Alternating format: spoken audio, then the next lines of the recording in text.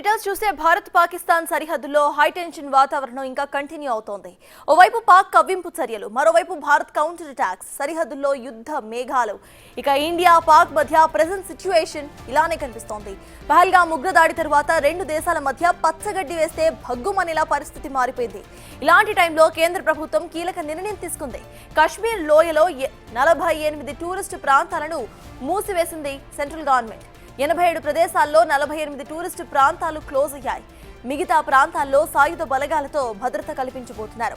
పహల్గామ్ ఉగ్రదాడి నేపథ్యంలో కేంద్రం ఈ నిర్ణయాన్ని తీసుకున్నట్లుగా తెలుస్తోంది. మూసివేసిన టూరిస్టు ప్రాంతాల్లో త్వరలో భద్రత కల్పించిన తరువాత తెరవబోతోంది ప్రభుత్వం.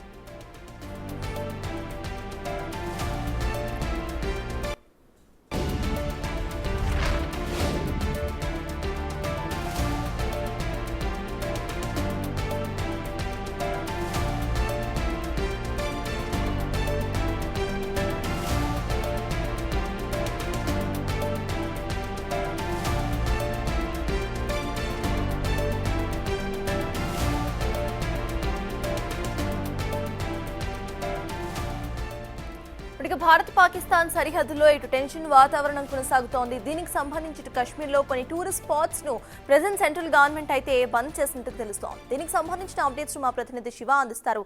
శివ, చెప్పండి, మొత్తం 48 టూరిస్ట్ స్పాట్స్ ను ప్రెజెంట్ క్లోజ్ చేసినట్టుగా తెలుస్తోంది సెంట్రల్ గవర్నమెంట్. అసలు అప్డేట్స్ ఏంటి? దీనికి అసలు రీజన్స్ ఏమై ఉండొచ్చు అనుకోవాలి?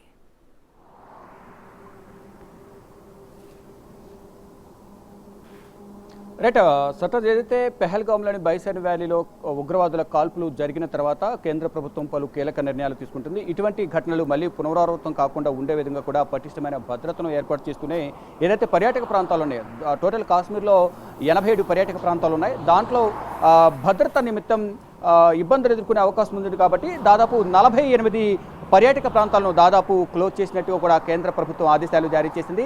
ఆ పరిసర ప్రాంతాలకు ఎవరు వెళ్ళొద్దు, అక్కడ ఉగ్రవాద కార్యకలాపాలు ఎక్కువగా కొనసాగే అవకాశం ఉంటుంది. కాబట్టి ఎవరు వెళ్ళొద్దు, అక్కడ ఆర్మీ కూడా ఉంటుంది, కొంచెం ఆర్మీకి అందరూ సహకరించాలంటూ కూడా కేంద్ర ప్రభుత్వం సూచించింది. దానికి అనుగుణంగానే పర్యాటకులు కూడా అటువైపు ఎవరు వెళ్ళని పరిస్థితి కనిపిస్తుంది. పహల్గామ్ కాల్పుల ఘటన తర్వాత ఇప్పుడు ప్రజెంట్ ఎవరైతే ముందుగా ప్లాన్ చేస్తున్న ఇక్కడికి వచ్చిన వారు తప్ప కొత్తగా ఎవరు కూడా ఇక్కడికి వచ్చిన దాఖలాలు కనిపించడం లేదు. కానీ ఇక్కడ జనజీవనం అంతా సాధారణ స్థితికి చేరుకుంది. వాహన రాకపోకలు కొనసాగుతూ ఉన్నాయి.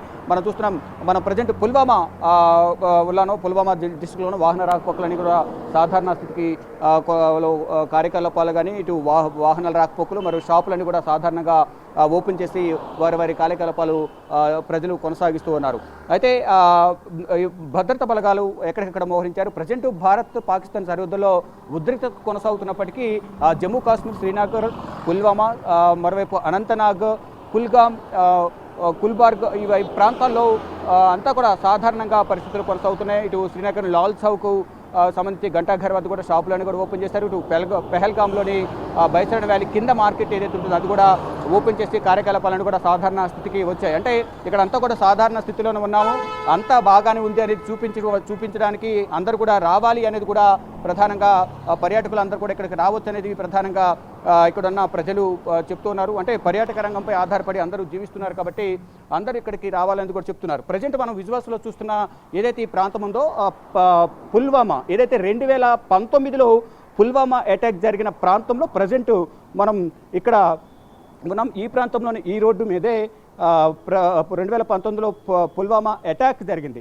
ఆ సమయంలో వాహనాలు ఏదైతే సైనికులు ఒక ప్రాంతం నుంచి వేరే ప్రాంతానికి గస్తీ కాయడానికి వెళ్ళే సందర్భంలో వాహనంలో వెళ్తున్న నేపథ్యంలో ఆ రోజు పుల్వామా అటాక్ జరిగింది. దాదాపు 40 మందికి పైగా కూడా చనిపోయారు. అయితే పుల్వామా అటాక్కు సంబంధించి ఆ రోజు ఏం జరిగింది అనేది దానిపై మనతో మాట్లాడడానికి కూడా పుల్వామా వాసి మనతో ఉన్నారు. వారిని అడిగి ప్రజెంట్ ఆ రోజు ఏం జరిగింది, ఎంతమంది చనిపోయారు, సిచ్యువేషన్ ఆ సందర్భంలో ఎలా ఉందనేది వారి మాటలు నడిపిస్తుంది. जी बोलिए, पुलवामा 2019 में अटैक हुआ, उस टाइम पे क्या हुआ, आपको कुछ मालूम क्या है?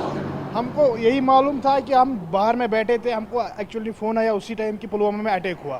वो हमको पता नहीं किसने किया, कहाँ पे क्या लोकेशन तो यही है, बाकी हमको कोई पता नहीं है कि हम अभी भी उसका दुख बहा रहे हैं।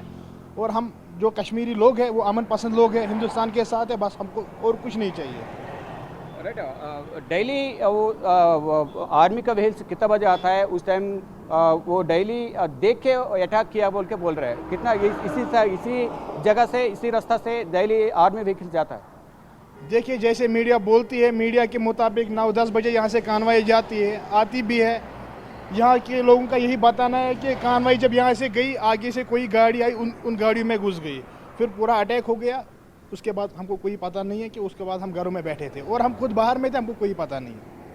రైట్ ఏదైతే మనం చూస్తున్న ఈ ప్రాంతంలోనే పుల్వామా అటాక్ అనేది జరిగింది. ఇది ఎగ్జాక్ట్ ఇదే ప్రాంతంలో పుల్వామా అటాక్ ఏదైతే జరిగిందో ఇదే రోడ్లో డైలీ సైనికులు గస్తీ కోసం వాహనాల్లో వెళ్తూ ఉంటారు. ఆ వాహనాల్లో సైనికులను తరలిస్తున్న క్రమంలోనే ఇక్కడ ఈ ఘటన జరిగిందనేది కూడా ప్రధానంగా తెలుస్తోంది. అంటే దాదాపు ఆ ఘటనలో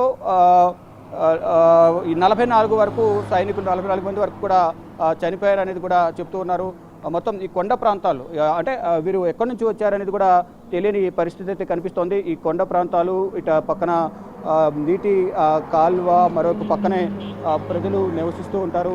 మరోవైపు స్కూలు, ఇటు పక్కనే స్కూల్ కూడా మనం చూస్తున్నాం. రెగ్యులర్గా ఈ స్కూల్ కూడా పక్కనే కనిపిస్తోంది. గవర్నమెంట్ హై స్కూల్ కూడా ఈ పక్కనే చూస్తూ ఉన్నాం. ఈ గవర్నమెంట్ హై స్కూల్ ఇక్కడ స్టూడెంట్స్ కూడా స్కూల్కు వెళ్తూ ఉన్నారు. ఇక్కడ చూస్తున్నాం. ఇక్కడ ఇది గవర్నమెంట్ స్కూల్. అంటే కార్యకలాపాలను కూడా రెగ్యులర్గా కొనసాగుతున్నాయి. మొత్తంగా చూసుకుంటే జమ్మూ కాశ్మీర్లో వాహనాల రాకపోకలు అన్నీ కూడా కొనసాగుతున్నాయి. ప్రజెంట్ మనం చూస్తున్న ఆర్మీ వెహికల్స్ వస్తున్న దృశ్యాలు కూడా మీకు చూపించే ప్రయత్నం అయితే చేస్తాను. ప్రజెంట్ 1 సెకండ్ ఇక్కడ మనం ప్రజెంట్ ఏదైతే పుల్వామా అటాక్ ప్రాంతంలో ఉన్నామో ఏదైతే వాహనాలు ఏదైతే వస్తున్నాయో చూస్తున్నాం మనం. ఇలాగే వాహనాలు, సైనిక వాహనాలు కూడా కొనసాగుతూ ఉన్నాయి. ఈ సందర్భంలోనే ఇక వాహనాలకు సంబంధించి ఆర్మీ వెహికల్స్ కూడా వెళ్తున్న సందర్భంలో సైనికులను తరలిస్తున్న క్రమంలోనే ఇక్కడ పుల్వామా అటాక్ అదును చూసి, సమయం చూసి వారు ఇక్కడ అటాక్ చేసినట్లుగా కూడా తెలుస్తుంది. ఇక మరి కాసేపట్లోనే ఈ సైనిక వాహనాలు కూడా ఇటు నుంచే వెళ్ళబోతున్నాయి. ఇక మొత్తంగా చూసుకుంటే ఈ పెహల్గాం కాల్పుల తర్వాత జమ్మూ కాశ్మీర్ కానీ అన్ని ప్రాంతాల్లో భద్రతను కట్టుదిట్టం చేశారు. ప్రజెంట్ సిచ్యువేషన్ ఇటు పాకిస్తాన్ ఆర్మీ బోర్డర్లో మాత్రం ఉద్రిక్తత కొనసాగుతుంది. పాకిస్తాన్ కాల్పుల విరమణ ఒప్పందాన్ని ఉల్లంఘించి కవింపు చర్యలకు పాల్పడుతున్న నేపథ్యంలో ఇటు భారత సైన్యం కూడా గట్టిగా బుద్ధి చెప్పే ప్రయత్నం అయితే చేస్తుందని చెప్పాలి. సటాస్. Thank you.